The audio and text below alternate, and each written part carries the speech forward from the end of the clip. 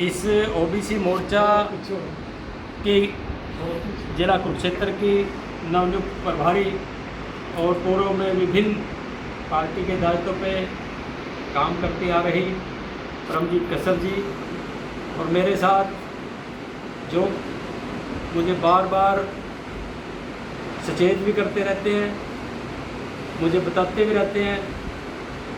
और ओबीसी का मैं ये कहूँगा कि ओबीसी के लिए एक पत्थर में कील गाड़ने वाले भाई श्यामलाल जांगड़ा जी, हमारे जिला के महामंत्री भाई रमेश सैनी जी, हमारे प्रदेश कार्यकारिणी के सदस्य ओबीसी मोर्चा सुरेश सैनी जी, अखिल भारतीय विश्वकर्मा विराट संघ के जिला के अध्यक्ष भाई प्रवीण पांचाल जी, दोनों महामंत्री, और पांचाल समाज के जो दिन रात काम कर रहे भाई जयंत पांचाल जी, धीमान समाज के हमारे साथी मोहन धीमान जी, सतपाल जांगड़ा जी, और ओबीसी मोर्चे के सभी पदाधिकारी, हमारे पांचाल समाज के पूर्व के धर्मशाला के अध्यक्ष कृष्ण जी रहे, वेद रतन जी, धर्मवीर जी, बहुत से साथी हैं, सभी साथी आदरणीय हैं, प्रेम जी, और हमारे इस चौथे स्तंभ मीडिया के सब समाचार के प्रदेश के कोऑर्डिनेटर भाई बंसीलाल पंचाल जी अभी बीच में पहुंचे हमारे, और समस्त ओबीसी मोर्चा के पदाधिकारी और विश्वकर्मा समाज के बंधुओं, आप सभी को मेरा नमस्कार। आज दो विषयों पे मेरा आपके बीच में आना हुआ, लेकिन मुझे ये नहीं पता था कि इतनी भारी संख्या में विश्वकर्मा समाज के साथी वहाँ पे इकट्ठे हुए मिलेंगे। तो आप सभी का पहले तो सबसे पहले मेरे तहे दिल से धन्यवाद। साथियों, सबसे पहले जो एक पार्टी के हमारे कार्यक्रम चले हुए हैं, जो सेवा पखवाड़ा, भारतीय जनता पार्टी राजनीतिक पार्टी जरूर है, लेकिन वो दलदल की राजनीति नहीं, सेवा की राजनीति करती है। और सेवा की राजनीति तब होती है जब जनता की सेवा की जाए। उसी तरीके से हम अपने महापुरुषों के, हमारे नेताओं के अगर हम जन्मदिन मनाते हैं, उन पे हम जनता की सेवा करते हैं। उसी संदर्भ में 17 सितंबर को हमारे भगवान श्री विश्वकर्मा जी की जयंती है, जो भारी संख्या में सरकार द्वारा प्रदेश स्तरीय अनाज मंडी रोहतक में महाकुंभ के रूप में मनाई जाएगी। उसी दिन हमारे विश्व गुरु, भारत को बनाने वाले यशस्वी लोकप्रिय प्रधानमंत्री नरेंद्र भाई मोदी जी का जन्म दिवस है। ये हमारा सौभाग्य है जो हम सब मिलके मना रहे हैं। और उसी दिन से 17 सितंबर से 2 अक्टूबर तक भारतीय जनता पार्टी सेवा पखवाड़े के रूप में हम सभी मिलके जनता की सेवा करेंगे और उसको एक उत्सव की तरह सेवा पखवाड़ा मनाने का काम कर रहे हैं। साथियों, सेवा पखवाड़े में 17 सितंबर से लेके, चाहे हमने ब्लड डोनेशन कैंप लगाना हो, चाहे हमने स्वच्छ अभियान चलाना हो, चाहे हमने मंदिरों में सफाई करनी हो, गरीब लोगों की सेवा करनी हो, ऐसे बहुत से पार्टी द्वारा जो कार्य किए गए, हमें जो दिए गए हैं, वो सभी कार्य हमने आगामी 17 सितंबर से 2 अक्टूबर तक करने। इनमें विभिन्न साथियों की, पार्टी के पदाधिकारियों की जिम्मेवारी संगठन ने लगाई गई। और ओबीसी मोर्चा की एक 15 तारीख को, नोट कर लो तुम सिंह जी, 15 तारीख को विस्तृत कार्यकारिणी 15 तारीख 10 बजे सोनीपत में तय हुई है, जिसमें मंडल ओबीसी मोर्चा के मंडल के अध्यक्ष से लेके ऊपर के सभी पदाधिकारी वहाँ पे पहुँचेंगे। आप सभी ने 15 तारीख को ओबीसी मोर्चा के सभी मंडल अध्यक्ष और उससे ऊपर के सभी पदाधिकारी सोनीपत, 15 तारीख 10 बजे सोनीपत, आप सभी ने इसमें पहुंचना है। और जो कार्यक्रम पार्टी द्वारा चलाए गए उन सभी कार्यक्रमों में मेरा आपसे निवेदन है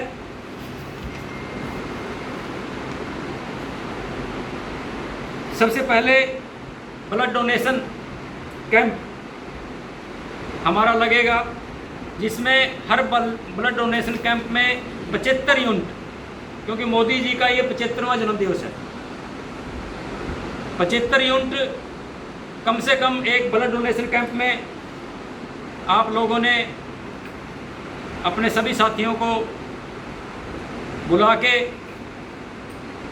ऐसा एक ब्लड डोनेशन कैंप लगाना है। उसमें वो पार्टी की तरफ से होगा, लेकिन मोर्चा बढ़ चढ़ के उसको अग्रणी भूमिका निभाएगा। उसके बाद स्वच्छ अभियान में आप किसी भी धार्मिक स्थानों की सफाई अभियान चला सकते हैं,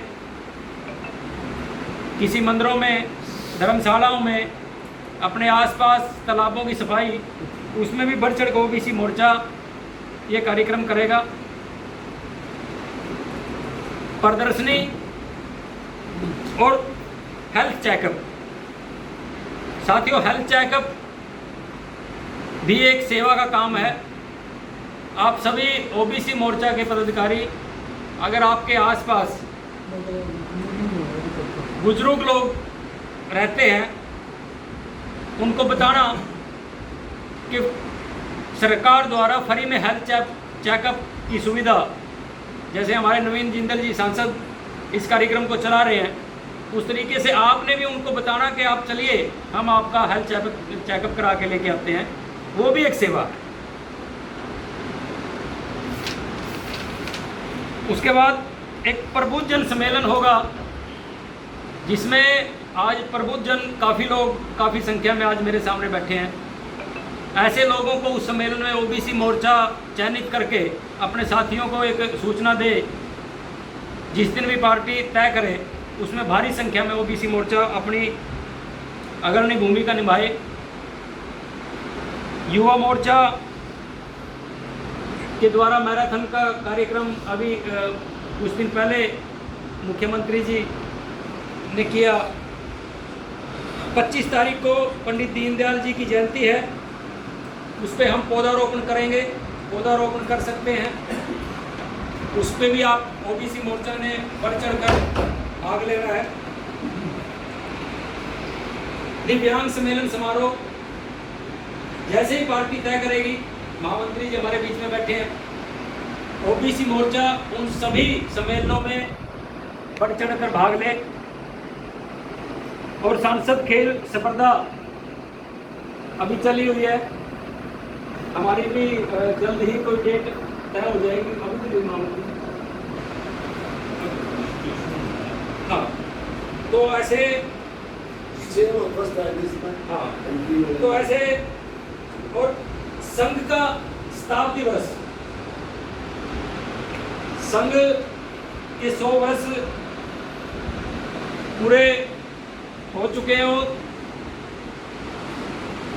दशहरे के दिन आप सभी ने, क्योंकि संघ एक ऐसी संस्था है जो सिर्फ देश के लिए काम करती है, वो किसी समाज या किसी पार्टी के लिए काम नहीं करती, वो सिर्फ और सिर्फ देश के लिए काम करती है, हिंदुत्व के लिए काम करती है।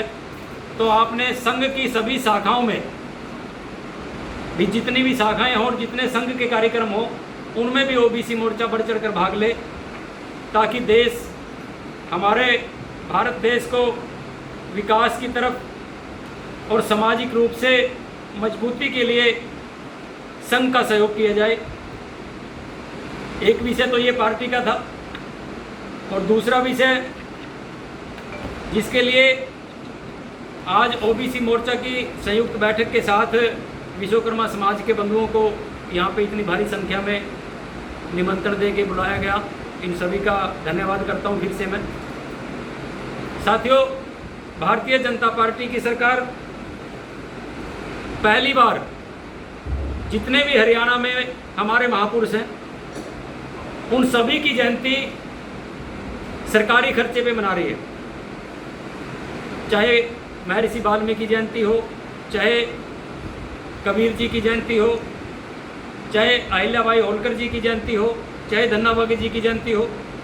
उसी तरीके से आने वाली 17 सितंबर को, उसी दिन माननीय मोदी जी का जन्मदिन भी है, भगवान श्री विश्वकर्मा जी की जयंती भी सरकारी खर्च पर राज्य स्तरीय जयंती रोहतक अनाज मंडी में मनाई जा रही है। वो एक महाकुंभ के रूप में मनाई जा रही है, जिसमें हमारे लोकप्रिय यशस्वी मुख्यमंत्री श्री नायब सैनी जी मुख्य अतिथि के रूप में पहुंचेंगे। इस कार्यक्रम को आप सिर्फ और सिर्फ जयंती के रूप में नहीं लेके चलना। ये हमने ऐसे कार्यक्रमों के लिए हमारे लोकप्रिय मुख्यमंत्री श्री नायब सैनी जी के हाथ मजबूत करने हैं।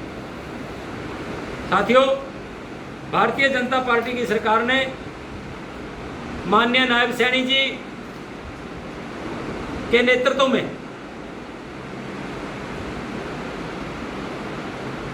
2 दिसंबर 2018 को एक बैठक हुई थी चंडीगढ़, जिसमें हम 8 लोग मौजूद थे। पहली बैठक में माननीय नायब सैनी जी श्रम मंत्री थे, पवन सैनी जी विधायक थे, मदन चौहान जी प्रदेश के अध्यक्ष थे और हम दोनों प्रदेश के उपाध्यक्ष थे, माननीय श्यामलाल जांगड़ा जी और मैं। साथियों, हमने तय किया था कि ओबीसी के लिए हम क्या कर सकते हैं, और माननीय नायब सैनी जी के नेतृत्व में ये मीटिंग हुई तो हमने तय किया कि पंचायती राज में ओबीसी को 8% आरक्षण 27% आरक्षण हरियाणा सरकार से दिलाया जाए। उस कमेटी के जो हमारे ओली सोली थे, सारी कमेटी माननीय नायब सैनी जी के नेतृत्व में उस काम पे आगे की कार्रवाई शुरू की और माननीय मुख्यमंत्री मनोहर लाल जी से मिले। हम मिलते रहे। माननीय मनोहर लाल जी ने 8% आरक्षण पंचायती राज में ओबीसी को देने का काम किया। ये हमारे लिए बहुत बड़ी उपलब्धि थी और ओबीसी को भी BCA को देने का काम किया, जिसकी वजह से आज हरियाणा में 540 सरपंच बने, 36 जिला परिषद के सदस्य बने, 240 के लगभग ब्लॉक समिति के मेंबर बने और 7000 के लगभग पंच बने। और उसके बाद भारतीय जनता पार्टी यहीं तक नहीं रुकी। माननीय नायब सैनी जी हर रोज इस कार्य में लगे रहते थे। जब वो मंत्री थे, उसके बाद सांसद बने। सांसद बनते हुए भी ओबीसी मोर्चा के राष्ट्रीय उपाध्यक्ष थे और हमारी सारी टीम, हमने सिर्फ ओबीसी को किस तरीके से उनका लाभ मिले, हम इसी धुन में सभी लोग 8-10 लोग लगे रहते थे। ओबीसी आयोग, केंद्र ने जो पिछड़ा वर्ग आयोग को संवैधानिक दर्जा देने का काम किया, वो बिल लेके आए। कांग्रेस ने सबसे पहले उसका विरोध किया, लेकिन राज्यसभा में बहुमत ना होने की वजह से वो बिल पास नहीं होया। 2019 में पहली कलम से माननीय प्रधानमंत्री जी ने ओबीसी के संवैधानिक दर्जे का बिल पास करने का काम किया। 43 मंत्रियों को